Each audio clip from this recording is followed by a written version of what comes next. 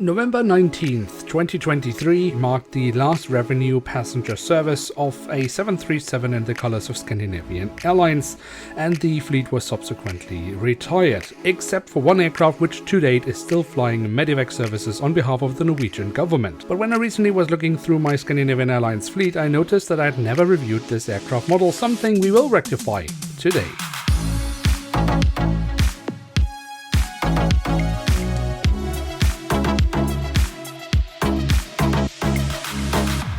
And with that, hello and welcome to a new episode of Review, where we today will take a closer look at a Boeing 737-700, as mentioned, of Scandinavian Airlines. At the front of the box we have a cutout so we can get a glimpse of the aircraft model inside, and on top of the box we have the SAS branding. Then on the back side of the box we have a lovely image of the aircraft in real life, and we are provided with a web link by Herpa Wings where we supposedly can get more information about the model, but this web link does not work anymore.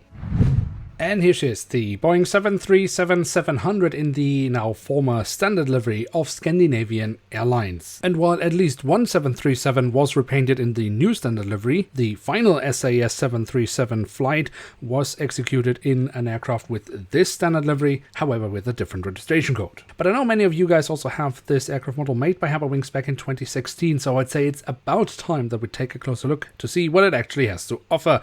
And if we start our tour around the aircraft model with a look at the tail section, we see on the vertical stabilizer we have the SAS branding, and on the fuselage we then find the three Scandinavian flags, so Norway, Sweden and Denmark, and of course the full registration code of the aircraft, as well as a bit of detailing around the APU exhaust towards the very tail of the aircraft. At the front of the aircraft and across the fuselage we then find the writing of Scandinavian Airlines. We also have a Star Alliance logo, of which the airline is a founding member, but of course soon will be leaving and to be joining SkyTeam instead. Then underneath the cockpit windows we have once more the SAS logo and the three Scandinavian flags, as well as the name of the aircraft. Then, of course, with the cockpit section itself, we find the cockpit windows with the lovely metallic edges and the window wipers that have been printed on. But let's move on from the cockpit section to the engine nacelles. They, of course, have this bright orangey color that Scandinavian Airlines used to have on their engine nacelles, together with the writing of Scandinavian. Unfortunately, we are missing safety markings, but we do have the silver leading edge printed on. The physical detailing of these engines, I think, is overall pretty decent, especially also here from the front, very nice. You can see the engine fan blades. On the fuselage, just above the wings, we then find the emergency exit has been printed on, which leads us straight to the wings themselves, which we should also take a closer look at, starting off with the top side, where we have the different flap slats and spoilers carved out quite nicely, and we have the marking for the emergency exit printed on as well. The underside of the wings then has more nice physical detailing, and we find the full registration code of the aircraft once again.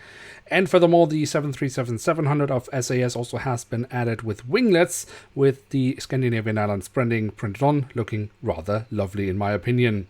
And then, of course, we have the landing gear. That is the standard landing gear that Herpa uses for all their 737 aircraft.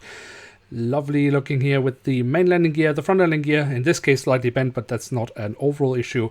And of course, we are missing printed details, but other than that, I think it's quite alright. Then on the belly of the aircraft, we unfortunately do have a hole in the fuselage for a stand, which was not included with this aircraft model, but it doesn't destroy any printed details, so in that case, I can live with it. And then, last but certainly not least, we do also have the doors to the cargo compartments printed on here at the back of the aircraft, and also here at the front of the aircraft. So there we have it, the Boeing 737-700 in the former standard livery of Scandinavian Airlines from Herpa Wings in scale 1 to 500. And what can we say about this aircraft model? Look, I think it's not surprising when I say that Herpa has done the bare minimum with this aircraft model. They have hardly added anything to it. What they are bringing to the table here is a very good 737 mold, that has to be said.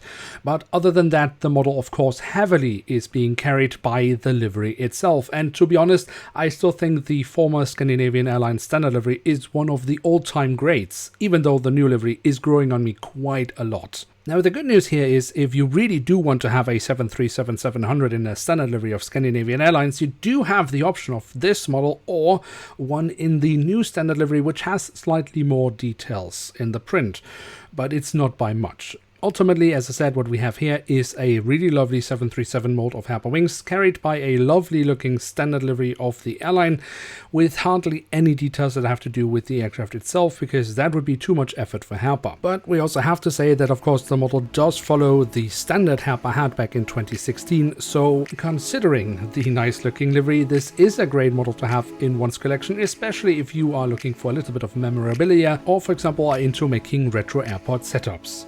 For that, I would say yes, the model is worth having in one's collection. Now with that, we've reached the end of today's episode. If you have enjoyed this video, then feel free to leave a like. If you're new around here, why not hit subscribe? And with that, thanks so much for watching. Hope to see you soon again. I'm checking out, and bye.